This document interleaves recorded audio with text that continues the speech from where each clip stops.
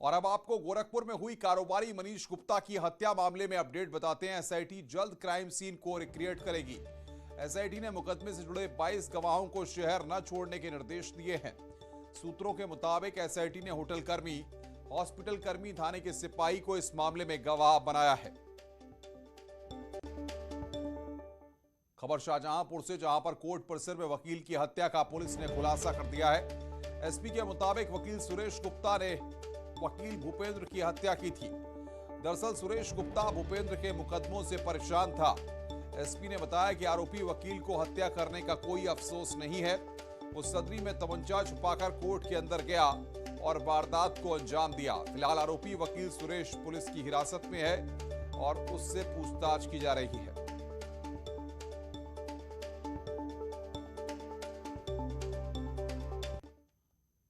और अब बात करते हैं डिप्टी स्पीकर के चुनाव की। बीजेपी समर्थित एसपी के बागी विधायक नितिन अग्रवाल ने यूपी विधानसभा के डिप्टी स्पीकर पद का चुनाव जीत लिया है। उन्हें 304 वोट मिले हैं, जबकि उनके प्रतिद्वंदी एसपी से महमूदाबाद सीट से विधायक नरेंद्र सिंह वर्मा को 60 वोट मिले। सुबह 11 बजे से 3 बजे तक कुल 368 वोट पड़े थे। 4 वोट इनवैलिड निकले। डिप्टी स्पीकर के चुनाव के लिए आज विधानसभा का विशेष सत्र बुलाया गया था। कांग्रेस ने वोटिंग का बहिष्कार किया, तो वहीं एसपी ने भी इसका विरोध किया था। बीएसपी के 8 विधायकों ने क्रॉस वोटिंग की। बता दें कि उत्तर प्रदेश में यह पद 2007 से खाली चल रहा था। योगी सरकार में कैबिनेट मंत्री रहे राजेश अग्रवाल 2007 में आखिरी डिप्टी स्पीकर थे। गिनती की या वोटिंग की है वो तो बिल्कुल शुद्ध है, ट्रांसपेरेंट है।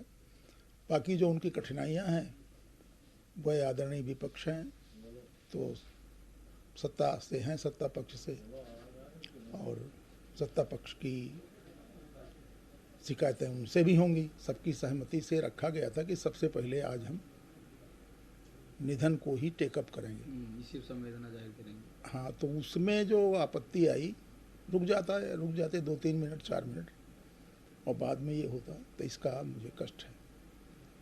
बाकी सब तो ठीक हो रहा, ट्रांसपेरेंट। उपाध्यक्ष चुनाव को लेकर के अब सरगर्मी खत्म हो गई है। नितिन अग्रवाल भारी मतों से जीते हैं, लेकिन सबसे बड़ा सवाल यही उठ रहा है कि आखिर समाजवादी पार्टी के जब 46 विधायक थे तो उनको 60 वोट कैसे मिला।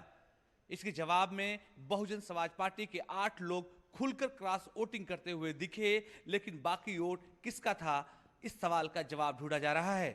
जानकार ये मान रहे हैं कि भारतीय जनता पार्टी के 5 से 6 विधायकों ने क्रॉस वोटिंग की है।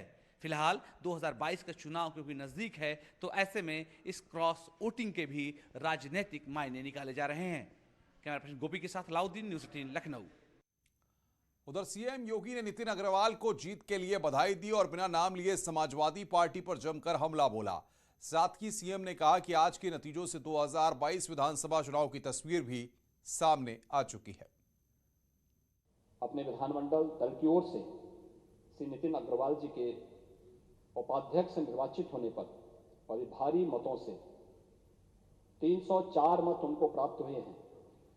तो 304 मतों से भारी बहुमत से उनके निर्वाचन होने पर उन्हें हृदय से बधाई देता हूं। विधानसभा चुनाव या लोकसभा चुनाव में जब जनता अपना फैसला सुनाती तो फिर ईवीएम को दोषी ठहराते हैं। मुझे लगता है कि 2022 के विधानसभा चुनाव की तस्वीर भी सामने आ चुकी है।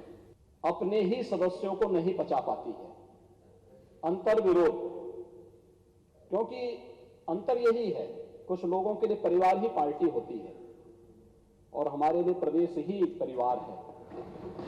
ये जो अंतर है, ये अंतर ही आज यहां पर इस निर्वाचन के लिए बाध्य की है।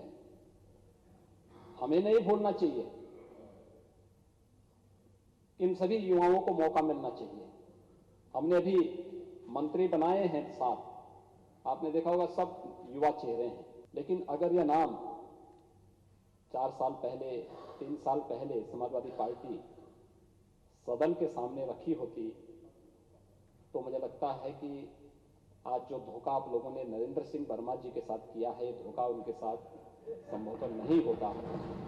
और मुझे कोई संकोच नहीं है ये कहने में कि आप लोगों ने धोखा किया है। वहीं एसपी के नेता प्रतिपक्ष राम गोविंद चौधरी ने बीजेपी पर जमकर हमला बोला और कहा कि आज के दिन को काले दिन के तौर पर याद किया जाएगा।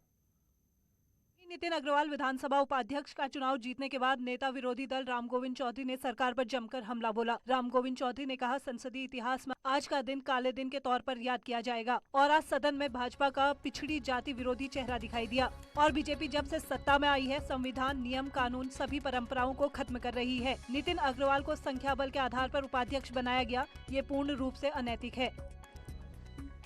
जो सवेरे मैंने आपसे आग्रह किया था कि इतिहास, संसदीय इतिहास जब उत्तर प्रदेश का लिखा जाएगा तो आज का दिन सबसे काला दिन होगा। इस सदन में भी माननीय मुख्यमंत्री जी ने यह कह दिया कि सर्वसम्मत होता, इन लोगों ने नाम नहीं दिया। साहब, आप नेता सदन हैं, इस प्रदेश के मुख्यमंत्री, आपको तो कम से कम असत्य नहीं बोलना चाहिए ना।